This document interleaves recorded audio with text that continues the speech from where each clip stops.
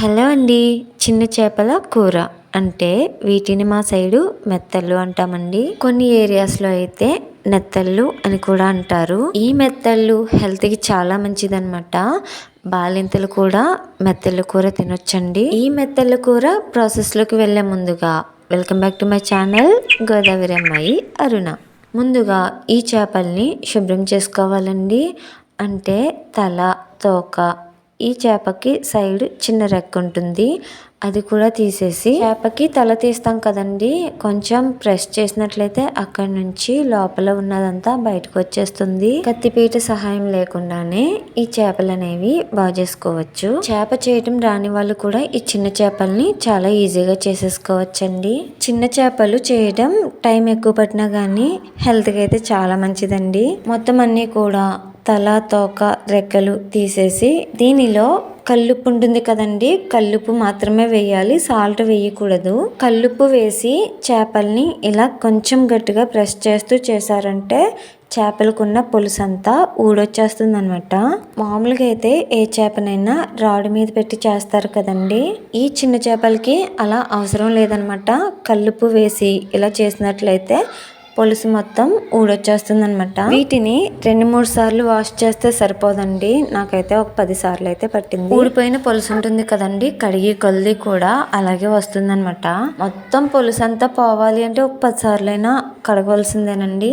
ఇప్పుడు ఇలా శుభ్రం చేసి పెట్టుకున్న చేపల్లో టీ స్పూన్ పసుపు, రుచికి సరిపడినంత ఉప్పు, అంటే కర్రీలో వేయనవసరం లేదండి, దీనిలో వేసేసుకోవచ్చు. సాల్ట్ వేసాను, తర్వాత ఒక 2 స్పూన్ల కారం వేసాను.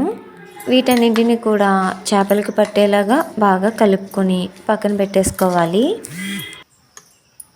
ఇప్పుడు మసాలా ప్రిపేర్ చేసుకోవడానికి మిక్సీ జార్లోకి 2 ఉల్లిపాయలు తీసుకుని ఇలా చిన్న చిన్న ముక్కలుగా కట్ చేసి వేసుకోవాలి. చిన్న చిన్న ముక్కలుగా కట్ చేసి పెట్టుకున్న అల్లం, అలాగే 5-6 వెల్లుల్లి రేఖలు, 4 లవంగాలు, 2 స్పూన్ల ధనియాలు, 1 స్పూను జీలకర్ర వేసి వాటర్ వేయనవసరం లేకుండానే మెత్తగా మిక్సీ పట్టేసుకోవాలండి. ఉల్లిపాయలలో నీరు ఉంటుంది కనుక వాటర్ వేయనవసరం లేదండి. ఇప్పుడు స్టవ్ మీద ప్యాన్ లో ఆయిల్ వేసి ఆయిల్ హీట్ ఎక్కిన తర్వాత 2 పచ్చిమిర్చి ముక్కలు చేసి వేసుకొని, కరివేపాకు కూడా అందుబాటులో ఉంటే వేసుకొని, ముందుగా మిక్సీ పట్టుకున్న మసాలా ముద్దని వేసి బాగా మగ్గించుకోవాలన్నమాట.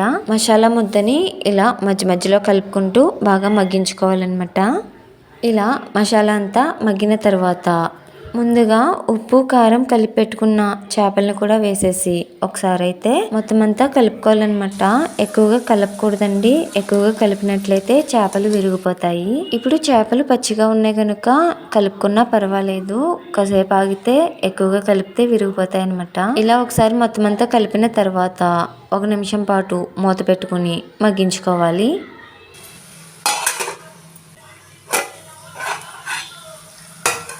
దీనిలో చిన్న గ్లాసుడు నీళ్ళు వేస్తే సరిపోతుందండి, మరీ ఎక్కువగా వేయనవసరం లేదు, కొంచెం చేపలు ములిగితే సరిపోతుంది. ఇప్పుడు దీనిలో అస్సలు గరిటె పెట్టకుండా క్లాత్ తోటి ఇలా కదుపుకోవాలి. కూర ఉడికేంత వరకు కూడా మధ్య మధ్యలో ఇలా కలుపుకుంటూ ఉండాలన్నమాట. అంతేనండి, చిన్న చేపల కర్రీ అయితే రెడీ అయిపోయింది. టేస్ట్ అయితే చాలా అంటే చాలా బాగుంది. వీడియో నచ్చినట్లయితే లైక్ చేసి సబ్స్క్రైబ్ చేసుకుని నా ఛానల్ని సపోర్ట్ చేసేయండి. అలాగే మీ ఫ్రెండ్స్ అండ్ ఫ్యామిలీ మెంబర్స్ కూడా ఈ వీడియోని షేర్ చేయండి. నా ఛానల్లో ఓన్లీ కుకింగ్ వీడియోసే కాదండి, ట్రావెలింగ్ వీడియోస్, అలాగే కొన్ని వీడియోస్ అయితే స్విమ్మింగ్ మిషన్కి సంబంధించినవి కూడా ఉంటాయి. మిక్స్డ్ కంటెంట్ అనమాట. అందుకని నా ఛానల్ అయితే ఒకసారి విజిట్ చేసేయండి. Thanks for watching. Bye bye.